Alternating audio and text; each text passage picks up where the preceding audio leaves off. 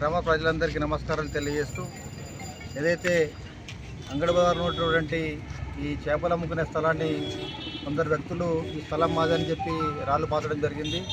ఈ స్థలం వారిది కాదు, ఇది గ్రామ పంచాయతీ చెందినటువంటి స్థలం. ఇది ఈ 2010-11లో కలెక్టర్ గారి ఉత్తర్వుల మేరకు ఈ స్థలం గ్రామ పంచాయతీ కేటాయించినట్టు గ్రామ పంచాయతీని తీర్పు ఇచ్చి కలెక్టర్ గారు ఉత్తర్వులు జారీ చేయడం జరిగింది.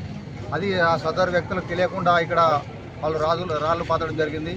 ఎవరైనా కానీ ఈ స్థలంలో ప్రవేశించినట్టయితే వారిపైన చట్టరీత్యా మేము చర్యలు తీసుకుంటాం.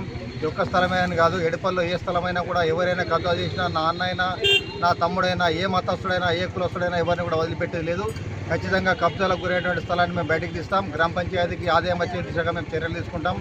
ఈ స్థలం నుంచి ఇక్కడి నుంచి ఎవరైనా మళ్ళీ వచ్చి ఆ బోర్డు పీకడం కానీ, ఆ రాళ్ళు పాతడం కానీ చేసినట్టయితే వారి మీద ఖచ్చితంగా చట్టరీత్యా చర్యలు తీసుకుంటామని తెలియజేస్తూ ఉన్నాం. గ్రామస్తులారా, ఒక్క విషయం గమనించండి. మీరు ఏదైనా గ్రామ పంచాయతీ స్థలం ఉంటే వారిని గ్రామ పంచాయతీ స్థలంగా పేర్కొనండి, అంతే తప్ప కానీ కబ్జాకోరులకు వారికి మద్దతు ఇస్తూ మీరు గ్రామ పంచాయతీకి నష్టం వాటిల్లే విధంగా మీరు పనులు చేయకుండా మీ అందరికీ కూడా పేరు పేరున విజ్ఞప్తి చేస్తూ ఉన్నాను.